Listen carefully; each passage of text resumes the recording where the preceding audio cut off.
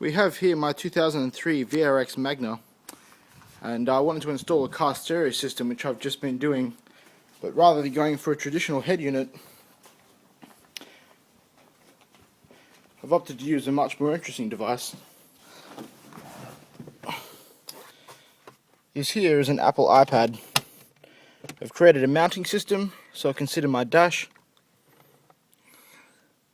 plug in the audio cable, plug in my charger. Note that it doesn't necessarily need the charger. I mean, with the iPad battery, you could easily go a day or two with the screen on without having to worry about it. Unlock the device. You can see it's mounted quite happily.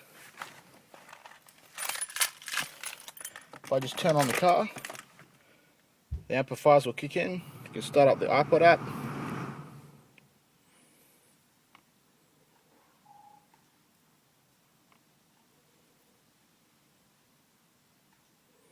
You can see I'm running the 4.2 beta. It's a little bit buggy. Had to try 3 times to get the iPad app to launch.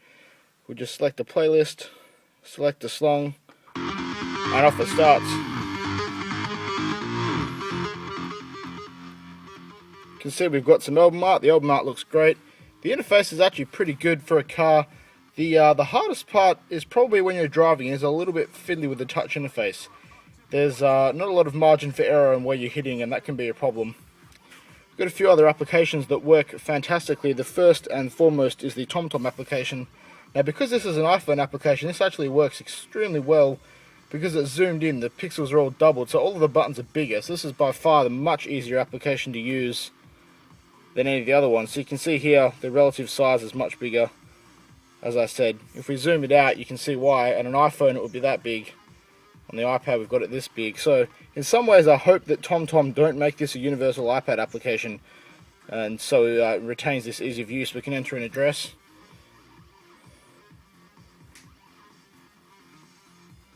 Plots are out, hit go, and also now silent the music and announce all the directions as I'm driving, or just show me the map on the screen.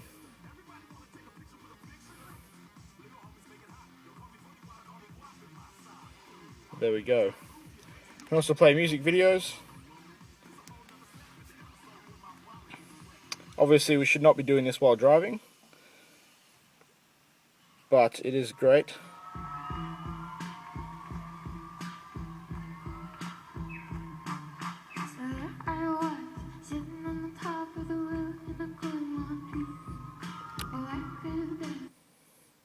That's a video from the ARIA Awards, and I've also got a few podcasts on here.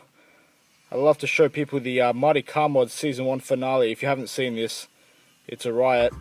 You should definitely check it out. To give you some idea of what they do.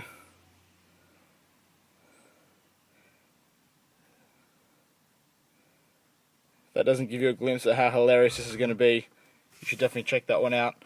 Let's just see what I've done with the rest of the system. This is still a bit of a prototype install, which is pretty obvious when you look in the boot. What I've opted for is we've just got a bit of wood to screw everything down to, and I've had to do a few things, most notably the iPad only outputs 1 volt, and most amplifiers will not reach full power when you're only feeding 1 volt into them. You really need at least 2, preferably more like 4.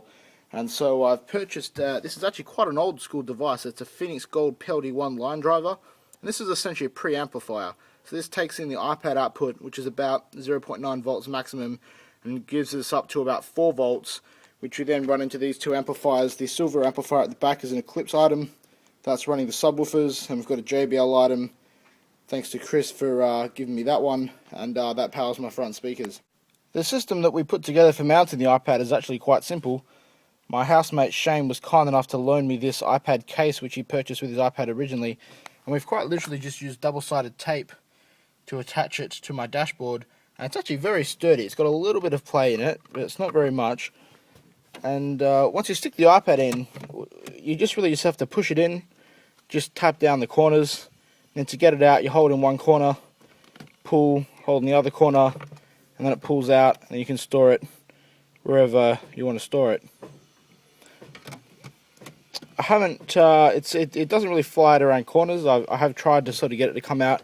As you can see, even if I pull on this quite hard, it won't actually come out because it gets caught on the other corner. So, not too worried about it coming flying out or anything like that. There are a few other mounting systems a few companies have come out with.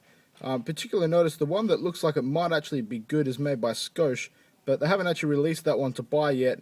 And all of the rest of them none of them inspired confidence in me in terms of a product. And I honestly feel like the system that we've come up with is actually better than anything I could find by searching around. There's some great applications on the iPad for using in your car. I've already showed you TomTom, the iPad and videos. There's two other tricks which I thought were pretty cool. The first thing is I lost my radio because my stock head unit is now hidden and is actually no longer wired up to anything. I really like listening to 92.9 because they have a great show called Hamish and Andy. What we found looking on the App Store is that they've actually got an iPad application, and since this is a 3G iPad, I can just open up 92.9, give it a few moments, and it'll actually start streaming radio over 3G. It also tells us the songs that are playing.